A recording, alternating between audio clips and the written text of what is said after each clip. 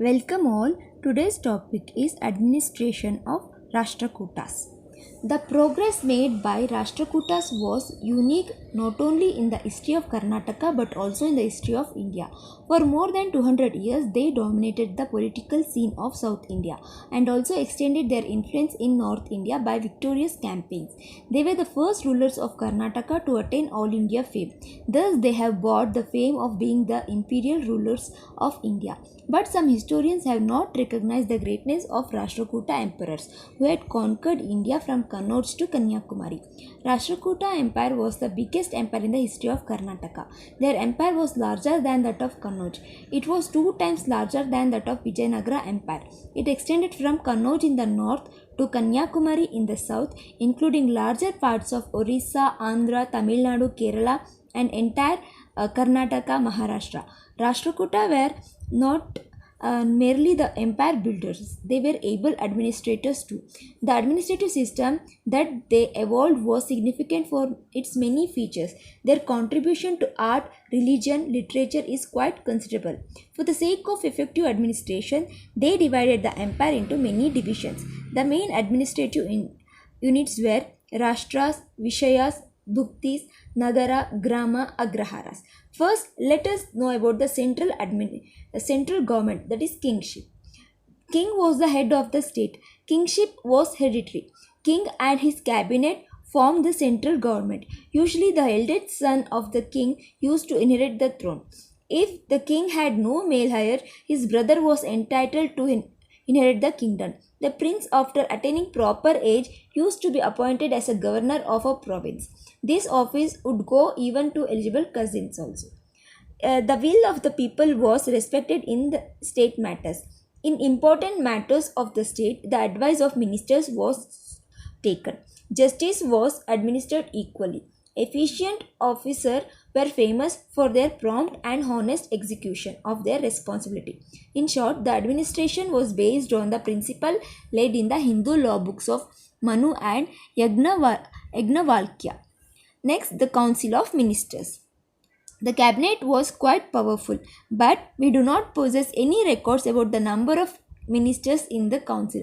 Dr. Altekar is of opinion that the council had 20 members. The ministers include Pradhanamatya, means Prime Minister, Dharmadipati, Koshadipati. This cabinet was called Mantri Parishad. The crown prince, that is Yuvaraja, was also a member of the cabinet.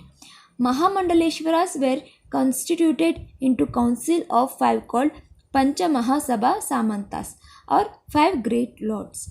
The head of the council was Pradhana Mantri. He played an important role in the royal court and state administration. The foreign minister was called Mahasandhi Vigrahaka. Mahasandhi Vigrahaka, Chief Justice, and the Commander-in-Chief were considered as important members of the council. The revenue ministers were called Amatya, and the treasurer looked after the finance was called Bhandarika. There were many clerks called Karanikas who maintained the records, files, and accounts. Next, let us know about the provincial administration. Rashtrakuta Empire consisted of 25 mandalas. The head of the Rashtras or mandalas were called Mahamandaleshwaras. They looked after the welfare of 1,000 villages to 4,000 villages. Each mandala consisted of 5 or more Vishayas, that is districts. The head of the Vishayas were called Vishayapatis. They were comparable to the present the district commissioner. They controlled 500 to 1,000 villages. Bhuktis were like Hoblis, consisted of 50 to 100 villages. The head of the Bhuktis were called Bhogikas or Bhogapatis. Towns and villages were called Nagara or Uru. They were ruled by Uragaudas or Pattana Shettis. Grama was the last unit of administration. Head of the village was called Gauda. The Gaudas were assisted by Karanikas or Shanubogas in the revenue collection. Brahmin settlements were called Agraharas or Brahmapuris or Gatikas. Lands were granted to Vedic Brahmin leaders and free houses were built for them. The Brahmin families formed Mahajana Sabha. This Sabha or council looked after the affairs of the Agrahara.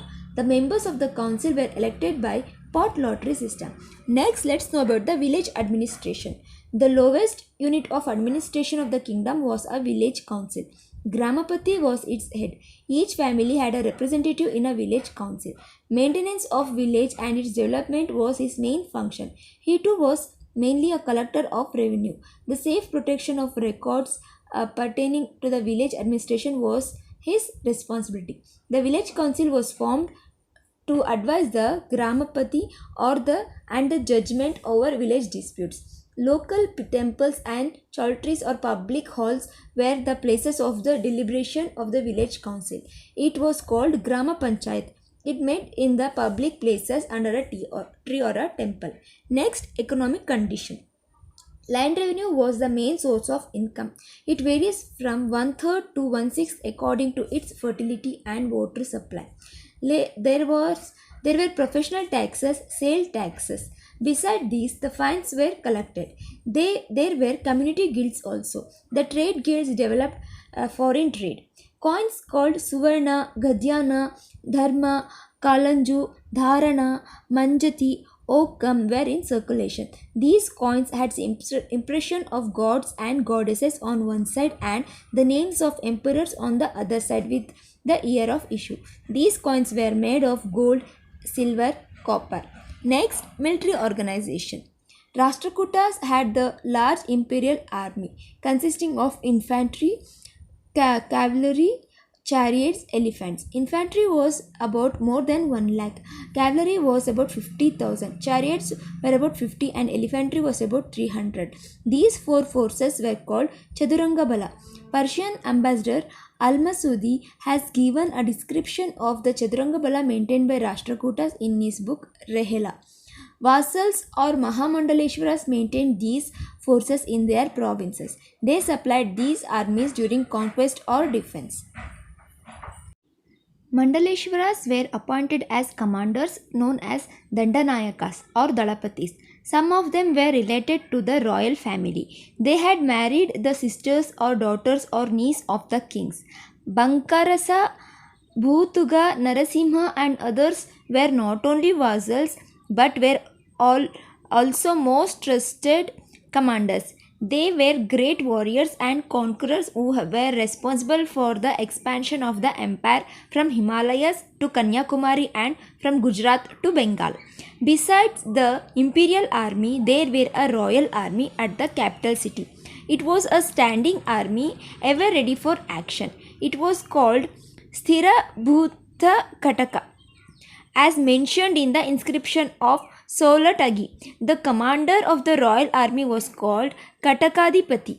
Katake meant capital city. It had about 25,000 soldiers. Many of these commanders were learned scholars, poets, and patrons of literature.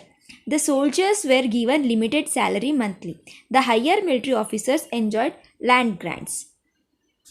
Next, let us learn about the cultural contributions. The culture expresses itself in belief, tradition, ritual, literature, music, dance, drama, painting, sculpture, and architecture. First, let us know about religion. In the cultural field, the Rashtrakutas have made unique contributions. The renaissance of Hinduism during Gupta era again got a boost during this period. Shaivism, Vaishnavism, and Jainism regained importance. Buddhism was on its decline. Jainism enjoyed royal patronage. As a result, their number increased to 30% of population. Many Rashtrakutas kings were devotees of Shiva and Vishnu and Mahavira. Amogavarsha was a Jain. Many Jain poets like Prabhachandra, Jinasena, Gunachandra and others were patronized by the Rashtrakutas. Their contribution to Kannada literature were substantial. Worship of Mahalakshmi, Sun, Shiva, Vishnu and other deities was in practice. Snake and tree worship also prevailed. Throughout the kingdom, people of all the faiths received the royal encouragement without any discrimination. Tolerance was the keynote of their religious policies. The Rashtrakutas had permitted the Arab traveller Sulaiman, who had visited the court of Amogavarsha.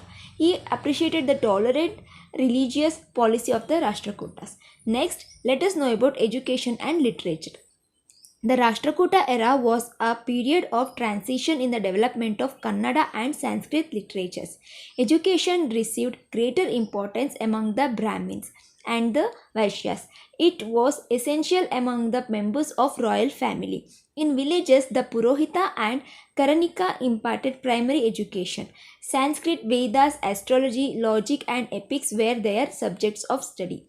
Agraharas, Gatikas, Brahmapuris, Matas, Basadis were the centers of learning. Salotagi in Indi Taluk of Bijapur district was an important center of education during the rule of Krishna III. Important Sanskrit works of the period were Akalanka's critic Astashati, Prabhachandra's Prameya Kamala, Marthanda Nyaya, and Kumara Chandrodaya.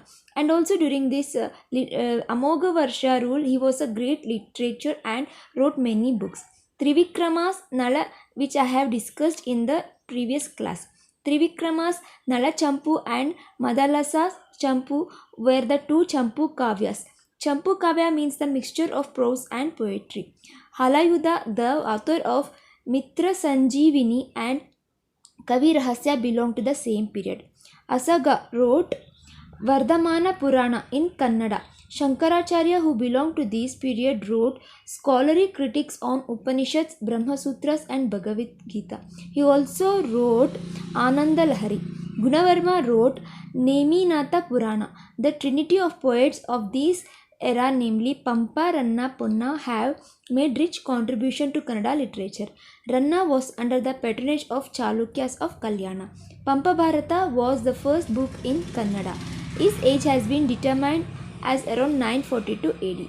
Pampa, who was under the patronage of Arikesari II, was the feudatory of Rashtrakutas in Vemulavada near Warangal, composed two works in Kannada, namely Adi Purana and Vikramarjuna Vijaya. Punna, the court poet of Krishna II, wrote Shanti Purana or Shantinatha Charite. Punna was given the title Ubay Chakravarti by Krishna III. The Jain poet Pushpadanta wrote two Prakrit works, Mahapurana and Jayahasa Charyu.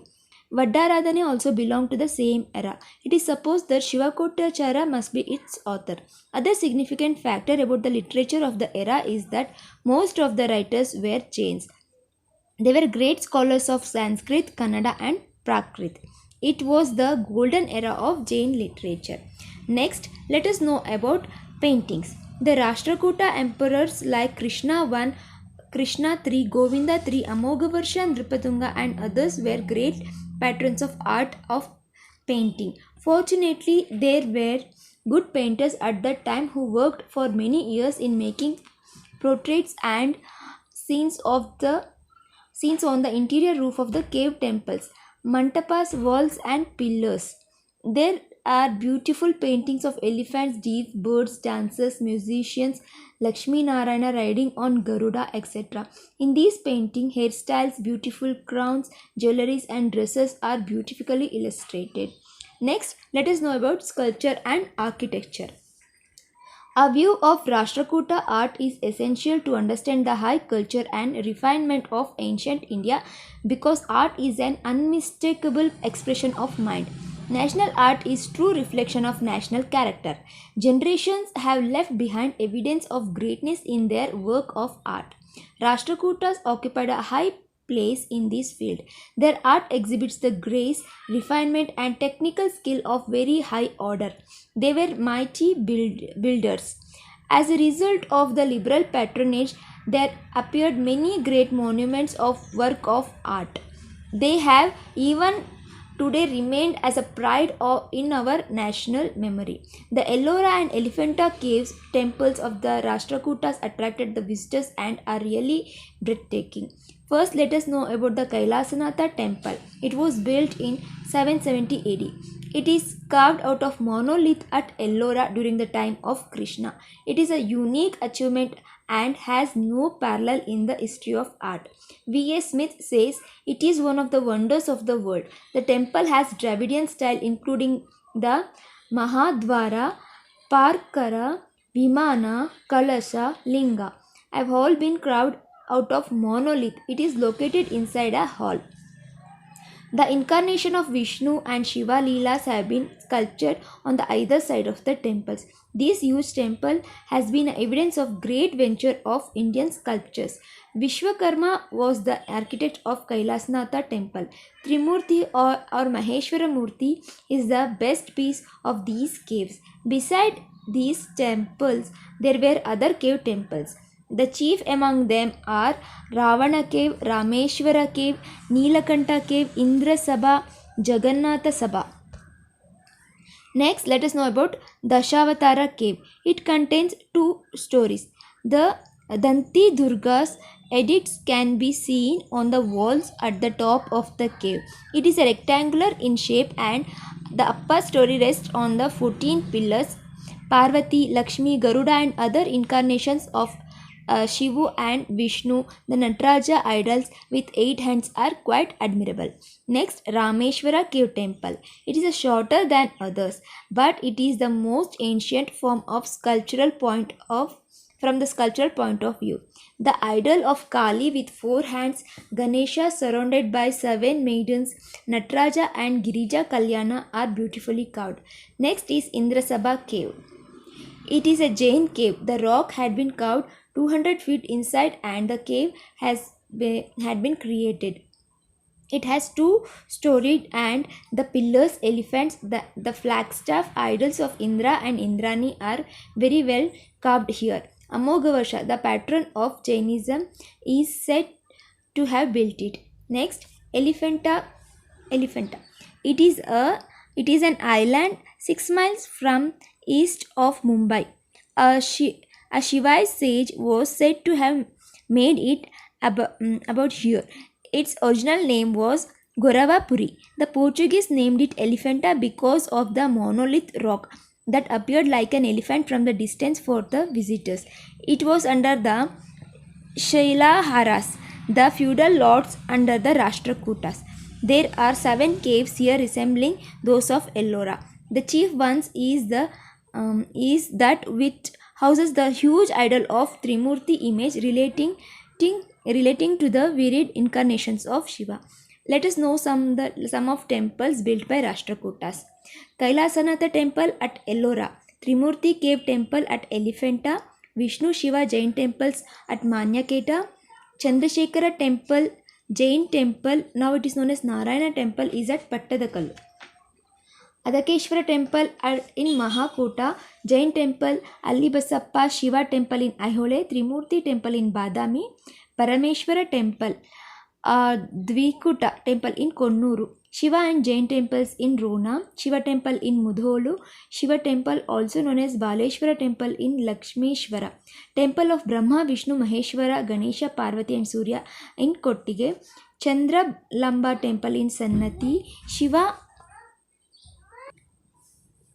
These were some other temples.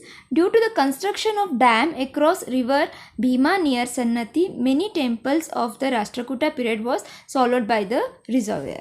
In the next class, let's learn about the Chalukyas of Kalyana. Subscribe to the channel and like the video. Thank you.